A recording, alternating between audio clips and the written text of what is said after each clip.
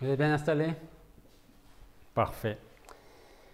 Petite question avant de commencer la prédication, petite question avant de lire notre passage.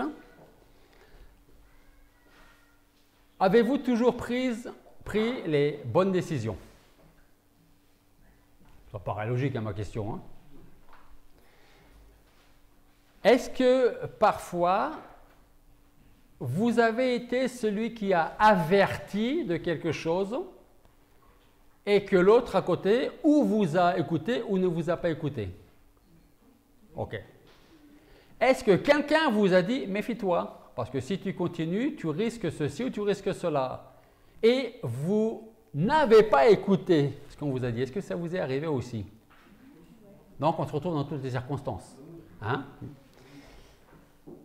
On va regarder ensemble, vous allez comprendre pourquoi je vous pose cette question. On va regarder ensemble Actes chapitre 27.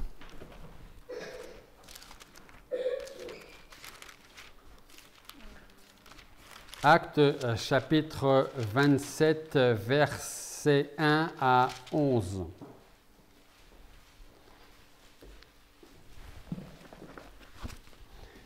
Actes chapitre 27, versets 1 à 11.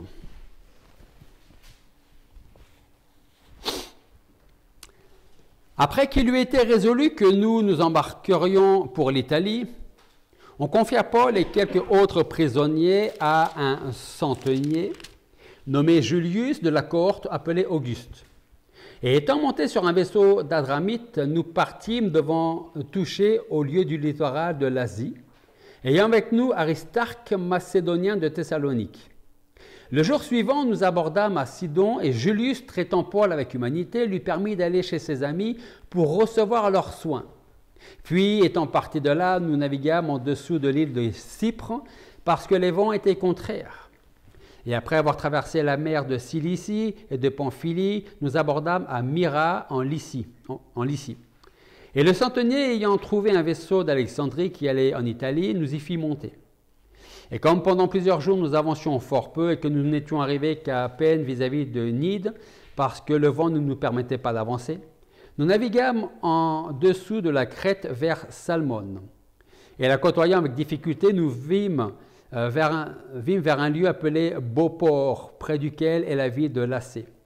Comme il s'était écoulé beaucoup de temps et que la navigation devenait dangereuse, puisque le temps du jeûne était déjà passé, Paul les avertit et il dit « Je vois que la navigation sera accompagnée de périls et de grands dommages, non seulement pour le vaisseau et pour sa charge, mais encore pour nos personnes. » Et verset 11, « Mais le centenier ajoutait plus de foi au pilote et au maître du vaisseau qu'à ce que Paul disait. » Prions. Père Céleste, nous voulons une fois de plus nous approcher de toi, pour que tu nous disposes favorablement à l'écoute de ta parole, pour que nous puissions la retenir, la mettre en pratique. Et Seigneur, montre-nous lorsque nous ne sommes pas sur la bonne voie. Aide-nous à t'écouter, à t'entendre, à regarder, à voir où tu veux que nous soyons, vers où tu veux que nous allions. Merci de bénir donc cette prédication, ta parole dans nos vies, dans nos cœurs. Et c'est en ton nom que nous te prions. Amen. Alors, ce n'est pas moi... Vous allez voir par rapport aux questions que je vous ai posées, ce n'est pas moi qui vais vous apprendre que les décisions que nous pouvons parfois prendre peuvent parfois nous mener vers des lendemains nuageux, pour ne pas dire des lendemains orageux. Le contexte de notre du passage que nous venons de lire nous raconte l'histoire de Paul qui est prisonnier et qui doit comparaître devant César. Donc, il est censé aller en Italie, plus précisément jusqu'à Rome, pour être présenté devant César. Alors, devant César, c'est surtout parce que Paul avait aussi la nationalité romaine. C'est pour ça qu'il pouvait être présenté devant César. Il se dirige donc vers Rome à bord d'un navire avec d'autres prisonniers, peut-être, je pense, je crois, des chrétiens parmi ces prisonniers. Et donc, il y a Paul, il y a des prisonniers, il y a le centenier, celui qui commande, et l'autre personne. Un centenier, c'était quoi sa fonction? Et qu'est-ce qu'il avait sous ses ordres? Une centaine de soldats. Le texte ne nous dit pas s'il y a effectivement cette centaine de soldats dans le texte. En tout cas, on sait une chose, c'est qu'il y a plusieurs personnes dans ce bateau et dans cette traversée. Donc, nous allons voir la traversée en question. Nous allons voir l'attitude de Paul, l'attitude du centenier, l'attitude du capitaine et l'attitude des autres qui sont avec toutes ces personnes dans le bateau. Et on va reprendre les versets 7 et 8. Et les versets 7 et 8 nous disent « Et comme pendant plusieurs jours nous avancions fort peu et que nous n'étions arrivés qu'à peine vis-à-vis de Gnide, parce que le vent ne nous permettait pas d'avancer, nous naviguâmes en dessous de la crête vers Salmoth et la côtoyant avec difficulté, nous vîmes dans un lieu appelé Beauport, près duquel est la ville de Lacée. » Donc, j'ai envie de dire que là, les difficultés commencent à arriver. Alors, je ne sais pas s'il y en a qui ont déjà navigué. Si vous naviguez sur un bateau, quelle que soit la taille, seulement avec des voiles, s'il n'y a pas de vent, vous risquez de ne pas aller très loin. Vous serez au bord de la mer, au milieu de la mer peut-être même, où vous n'allez pas avancer beaucoup. Ou contrairement, s'il y a beaucoup de vent, il va falloir être prudent pour ne pas se faire arracher la voile et ne pas sombrer. En tout cas, le texte nous dit qu'un temps assez long vient de s'écouler. La navigation devenait de plus en plus difficile et en plus de plus en plus dangereuse. C'est pour cela que Paul avertit les autres en disant au verset 10, il dit « Je vois que la navigation sera accompagnée de périls et de grands dommages, non seulement pour le vaisseau, le bateau, mais aussi pour sa charge et aussi pour nos personnes. » Donc là, nous avons une première attitude, celle de Paul, qui est, comme les autres, obligé d'être dans le bateau et qui voit les choses arriver et qui va commencer à avertir du danger qu'ils risquent s'ils poursuivent leur route. Alors essayons d'imaginer toutes ces personnes dans le bateau, dans une traversée qui devient de plus en plus compliquée. J'imagine qu'à ce moment-là, beaucoup ont peur, certains doivent se demander si le voyage va bien se finir, si même ils vont arriver au bout de leur voyage, surtout quand on lit l'attitude du centenier au verset 11. Nous lisons « Mais le centenier, après avoir entendu les paroles de Paul, ajoutait plus de foi au pilote et au maître du vaisseau qu'à ce que Paul disait. » Donc d'un côté, vous avez Paul. Et de l'autre côté, vous avez, à l'opposé, vous avez le pilote. Et entre ces deux personnes, il y a le centenier et le capitaine. Donc essayez d'imaginer un petit peu la situation, si on peut. Paul était conscient du danger et du sérieux de la situation. Le souci pour Paul et pour les autres, parce que là on a envie de se dire que Paul a plus de sagesse que le centenier, que le capitaine, que le pilote, parce qu'il voit le danger arriver. Donc il se dit, et il dit aux autres, si on continue, on va à notre perte. Donc Paul, on a l'impression que, en tout cas dans le texte, il est celui qui est le plus sensé, le plus sage, le plus qui voit les choses arriver, le danger arriver. Le problème, entre autres pour Paul, c'est que Paul n'était pas le responsable de cette expédition. Lui, il était sur le bateau avec les autres. Et il allait devoir subir ce que le centenier, le capitaine, le pilote avaient décidé de faire. C'est le centurion qui était responsable. Il commandait le navire dans lequel se trouvait un certain nombre de personnes, y compris des chrétiens. Alors je voudrais utiliser cette expérience de Paul, de ses compagnons, de toutes les personnes qui étaient sur le bateau, y compris le centenier, le maître du vaisseau, le pilote, pour que nous puissions prendre conscience des décisions que nous pouvons prendre et qui pourraient éventuellement nous faire défaut, mais si c'est que à nous, c'est une chose, mais des décisions que nous allons prendre peuvent aussi affecter d'autres personnes auprès de nous. Alors, pour reprendre l'image du bateau, avez-vous déjà été sur un bateau avec d'autres personnes, chrétiennes ou pas, et où celui ou celle qui se trouve aux commandes et qui prend les décisions importantes, ce n'est pas vous? Ça vous est déjà arrivé? C'est-à-dire que vous dépendez de celui qui a, j'ai envie de dire, autorité. Okay? Même si vous avez vos opinions, vos pensées, si vous êtes même plus sage que celui qui est aux commandes, c'est quand même pas vous qui êtes aux commandes, c'est une autre personne. Peut-être vous est-il arrivé d'être comme Paul, vous savez que quelque chose de mal risque d'arriver si on ne change pas de direction, alors vous allez avertir, mais la personne qui est aux commandes ne vous écoute pas. Hein? Qu'allez-vous faire? Alors, prier. Hein? Qu'est-ce qu'on peut faire d'autre?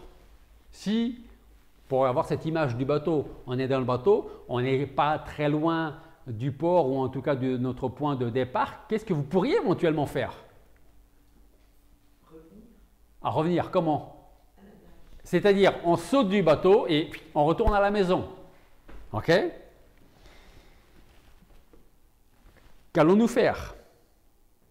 Est-ce que nous allons sauter du bateau pour dire « moi je tiens la vie, il est fou celui qui commande, donc je rentre à bon port ». Pour reprendre l'expression à beau port. Tout le monde a cette expression dans la Bible. Je retourne à beau port parce que là-bas il fait beau. Hein? Là, je ne vais pas rester dans ce bateau où le ciel commence à devenir gris dans tous les sens du terme. Donc parfois vous allez pouvoir sauter du bateau et vous aurez raison parce que c'est certainement la meilleure chose à faire.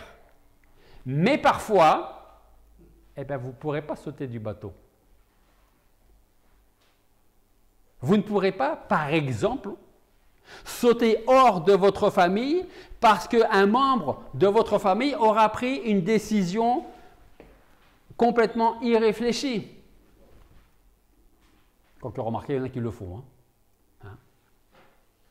Alors, posons-nous une question simple ce matin et sur laquelle je vais revenir au fur et à mesure. Sommes-nous comme Paul ou sommes-nous comme le centenier? Première question importante à laquelle chacun devra répondre pour lui-même. En tout cas, une chose est sûre. Dieu, ce que je vais dire c'est entre guillemets, hein, Dieu est comme Paul, dans le sens où Dieu, lui, sait exactement quel chemin nous allons prendre, quelle décision nous allons prendre, et si le chemin que nous allons prendre et ou nos décisions que nous allons prendre sont bonnes ou pas. Et parfois, Dieu va prendre la place de Paul dans le sens où il va nous avertir à travers quelqu'un d'autre pour nous dire ce que tu vas faire, ce que tu vas prendre comme décision, tu ne devrais pas la prendre. Mais nous, j'ai un ami, il dit qu'il est une tête de pioche. Hein? C'est un chrétien. Il dit, Luciano, il dit, quand il prêchait, quand on était à Toulon, il prenait l'exemple où il disait, Dieu avec moi, il doit insister parce que, il se disait, en parlant de lui-même, il disait, Luciano, tu n'es qu'une tête de pioche, donc il faut bien que Dieu te dise plusieurs fois les choses. C'est simplement, je vous dis ça parce que parfois Dieu peut utiliser une personne, d'autres personnes, vos proches, des inconnus, pour vous dire, méfie-toi, regarde où tu vas, ce n'est pas le bon chemin. Sommes-nous comme Paul, qui est averti, qui est sage, ou sommes-nous comme le centenier, ou comme le pilote même du bateau? Revenons au livre des Actes. Ici, nous trouvons un cas légèrement différent. Paul, qui se trouve sur le navire, sait quelle est la meilleure décision à prendre. Il va donc tenter d'avertir le centenier, le capitaine, avec ces mots, verset 10. « Je vois que la navigation sera accompagnée de périls et de grands dommages, non seulement pour le vaisseau, pour le bateau, et pour sa charge, mais aussi pour nous-mêmes, pour nos personnes. » Au verset 11, on voit ce qui se passe. Maintenant, on va lire les versets 12 à 14. Et comme le port n'était pas propre pour hiverner, la plupart furent d'avis de partir de là pour tâcher de gagner Phénice, port de Crète qui regarde le vent d'Afrique et le nord-ouest, afin d'y passer l'hiver.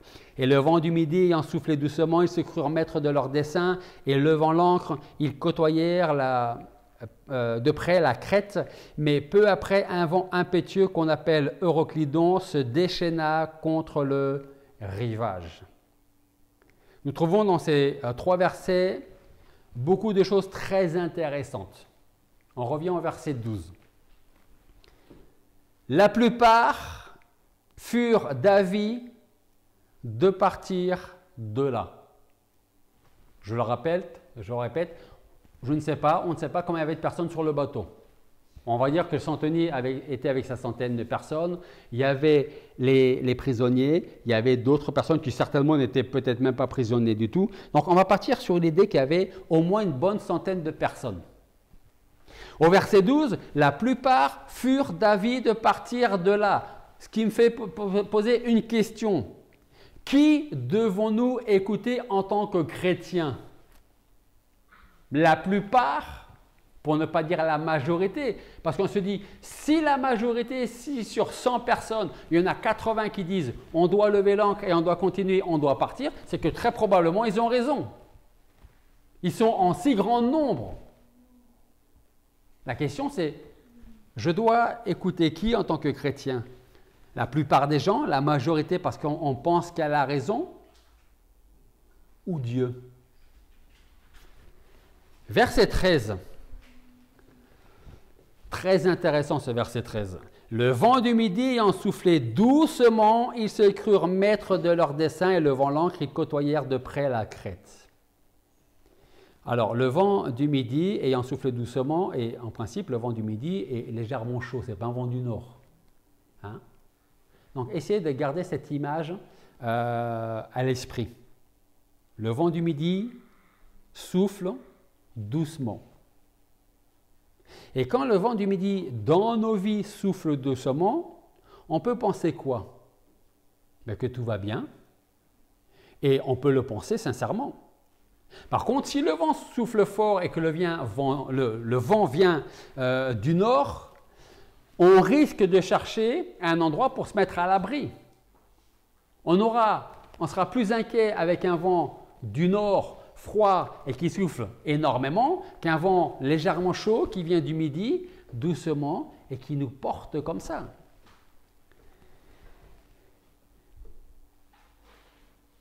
Donc on a l'impression que tout va bien parce que le vent du midi souffle doucement. C'était le cas pour eux, ça peut être le cas pour nous. On ne va pas chercher à se mettre à l'abri. Par contre, quand c'est un vent du sud, donc tout va bien. Verset 14. Mais peu après, un vent impétueux qu'on appelle Euroclydon se déchaîna contre le rivage. Faisons attention de ne pas tomber dans un piège. On cherche par exemple la volonté de Dieu. C'est très bien. Et on a l'impression que voilà, tout s'est apaisé, toutes les portes semblent ouvertes. Aucune opposition, un petit vent du sud nous accompagne et nous dit, ou en tout cas on a l'impression que ça nous dit, c'est le bon chemin, vas-y. Hein? Qu'est-ce qu'on lit au verset 14? Mais peu après, ce petit vent du sud, légèrement chaud, peu après, un vent impétueux qu'on appelle Euroclydon se déchaîna contre le rivage. On continue notre lecture, versets 15 à 26. Le vaisseau fut entraîné et ne pouvant résister au vent, nous nous laissâmes emporter. Et quand nous eûmes passé en dessous d'une petite île appelée Clauda, nous eûmes de la peine à être maîtres de la chaloupe. L'ayant retiré, les matelots firent usage de secours en liant le vaisseau avec des câbles et craignant d'échouer sur la Syrte, ils abaissèrent le mât et ils étaient emportés ainsi. Comme nous étions fermement battus de la tempête, le jour suivant, ils jetèrent la cargaison dans la mer. Et le troisième jour, nous jetâmes de nos propres mains les agrès du vaisseau. Et comme pendant plusieurs jours, ni le soleil ni les étoiles ne parurent, et que nous étions en butte à une forte tempête, nous perdîmes tout espoir de nous sauver. Or, il y avait longtemps qu'on n'avait pas mangé. Alors Paul, se levant du milieu d'eux, leur dit « Ô homme, il fallait donc me croire et ne pas partir de Crète pour éviter cette détresse et ce dommage. Je vous exhorte maintenant à prendre courage, car aucun de vous ne perdra la vie. Le vaisseau seul périra, car un ange du Dieu à qui je suis et que je sers m'est apparu cette nuit, et il m'a dit « Paul, ne crains pas, il faut que tu comparaisses devant César. Et voici, Dieu t'a donné tous ceux qui naviguent avec toi. » C'est pourquoi, ô homme, c'est Paul qui reprend la parole, prenez courage car j'ai cette confiance en Dieu qu'il en arrivera comme il m'a été dit, mais il faut que nous échouions sur quelque île. Ça, c'est très intéressant. On repart du début. On prend un bateau, on part. Le début de la traversée se passe bien. Les nuages, la tempête, les vagues commencent à arriver. Paul est en train de prévenir le centenier, le capitaine, le pilote, de dire on devrait rester là, le temps que ça passe, et après on devrait continuer. Le centenier a entendu, mais il préfère entendre et écouter ce que le capitaine, ce que le pilote sont en train de dire. Ça risque rien, on a l'habitude, on y va, pas de souci. Toi, Paul, le centenier avait un peu d'amitié pour Paul, c'est ce qu'on a lu dans le passage. Mais le centenier, quelque part, disait à Paul, merci pour tes conseils, mais tu n'es pas pilote, tu n'es pas capitaine, je vais écouter le pilote et le capitaine, et s'ils disent on peut y aller, on y va. On connaît la suite. Après cette tempête, il y a ce léger vent du sud qui souffle doucement. On a l'impression que tout est bien, et il y a une majorité de ces personnes qui disent maintenant on devrait repartir. Et ce qui est intéressant, c'est que nous pouvons lire au verset 13, « Le vent du midi ayant soufflé doucement, ils se crurent maîtres de leur dessein. » Vous savez, qui sont ces personnes qui se pensent maîtres de leur dessein, de leur destin, de leur vie? Ce sont ceux qui ne connaissent pas Dieu, mais c'est aussi parfois ceux qui connaissent Dieu. Hein? Ça veut dire qu'on devient un centenier et que, excusez-moi l'image, Paul ou Dieu, c'est Paul.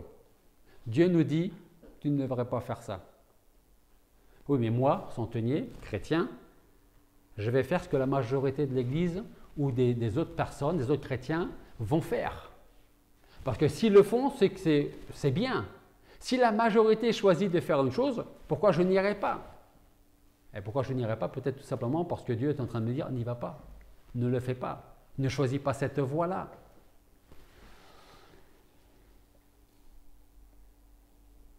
Alors on peut se poser des questions. Pourquoi tant de soucis? Pourquoi tant d'épreuves? Comme le monde peut dire, si Dieu existe, si Dieu est amour, pourquoi tant de conflits? Pourquoi tant de soucis? Pourquoi tant d'épreuves? Pourquoi tant de peur? Eh bien, une partie de la réponse se trouve dans les versets que nous avons lus, les versets 12 et 13, qui nous disent que la plupart furent d'avis de partir de là et, 3 petits points de suspension, ils se crurent maîtres de leur dessein. Nous, on est plus intelligents, on a plus de sagesse, on a plus d'expérience. Voilà ce qui peut arriver quand nous pensons pouvoir vivre sans Dieu. Chez les non-chrétiens, mais aussi chez les chrétiens d'une manière ou d'une autre. Hein. C'est exactement ce qui peut arriver à ceux qui pensent qu'ils n'ont pas besoin du Seigneur dans leur vie pour être conduits. C'est ce qui peut arriver à tous ceux qui pensent que l'Église c'est bien, mais moi je préfère rester à la maison. Ou parce que c'est trop loin, ou parce que j'ai tout simplement envie de rester à la maison. La plupart furent d'avis de partir de là et se crurent maîtres de leur dessein. C'est aussi ce qui peut arriver à tous ceux et celles qui ne veulent pas suivre le Seigneur et vivre pleinement pour lui tout en sachant ce que le Seigneur attend d'eux. Si aujourd'hui nous savons, si je sais, si vous savez ce que Dieu attend de vous et que vous ne le faites pas, vous êtes un centenier. Chrétien, il n'y a pas de doute, mais un centenier. Parce que Dieu vous dit très clairement dans sa parole, parce que ce n'est pas le pasteur qui le dit, ce n'est pas notre chrétien qui le dit, c'est écrit dans la parole de Dieu, voilà ce que tu dois faire.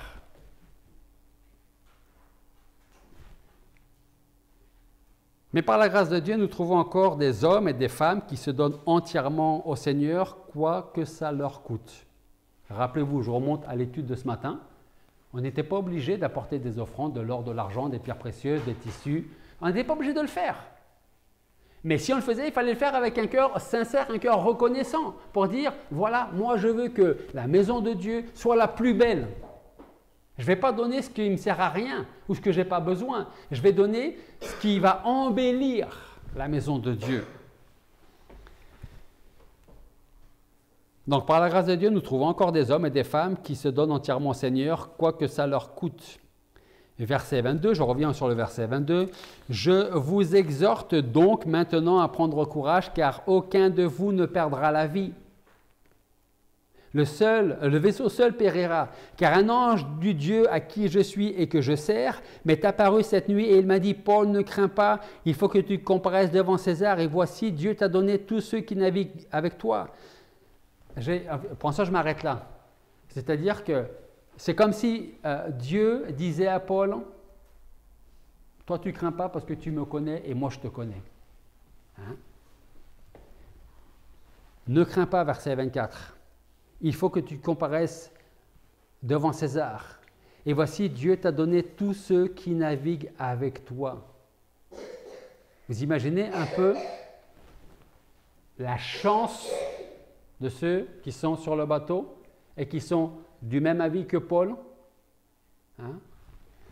Verset 25, Paul va dire, « C'est pourquoi, ô homme, prenez courage, car j'ai cette confiance en Dieu qu'il en arrivera comme il m'a dit, mais il faut que nous échouions sur quelque île. » Alors quelqu'un pourrait demander pourquoi le Seigneur laisse toutes ces choses arriver. Là ou dans ma vie. Pourquoi n'arrête-t-il pas les vents de la mer de Galilée et également le vent qu'on appelle l'Euroclydon? Pourquoi est-ce que le Seigneur n'arrête pas les tempêtes dans ma vie?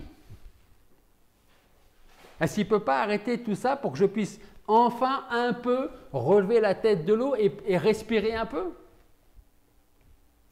Il peut le faire ou pas? Bien sûr qu'il peut le faire. Il peut le faire, mais beaucoup. Beaucoup.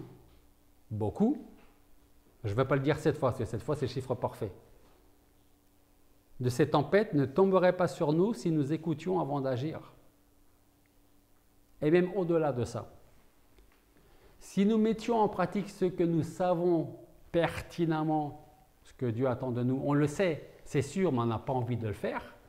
Croyez-moi, il y a beaucoup de ces tempêtes qui ne viendraient pas sur nous. Hein. Parce que parfois, Dieu a besoin de nous envoyer quelques tempêtes, quelques vents, plus ou moins impétueux, pour nous ouvrir les yeux, nous dit, je suis en train de te parler là, tu m'entends? Tu sais ce que j'attends de toi, tu sais ce que tu dois faire dans ton église, dans ta vie, dans ton travail, à la maison. Mais tu n'as pas l'air de comprendre. Pas un souci pour moi, je suis patient. Je vais t'envoyer un petit vent qui va venir du nord, un petit vent légèrement glacial, à voir si ça va te réveiller.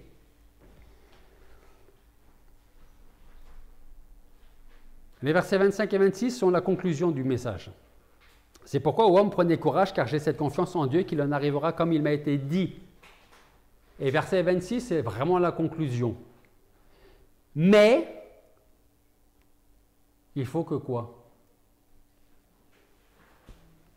Il faut que nous échouions sur une île. Ça veut dire que on va rester en vie, là, sur le bateau, on va tous rester en vie, mais on va se planter sur une île et ça va prendre un certain temps. Est-ce que c'était une île plus ou moins déserte? C'est-à-dire que parfois, quand nous n'allons pas écouter le Seigneur, qu'est-ce qui va arriver?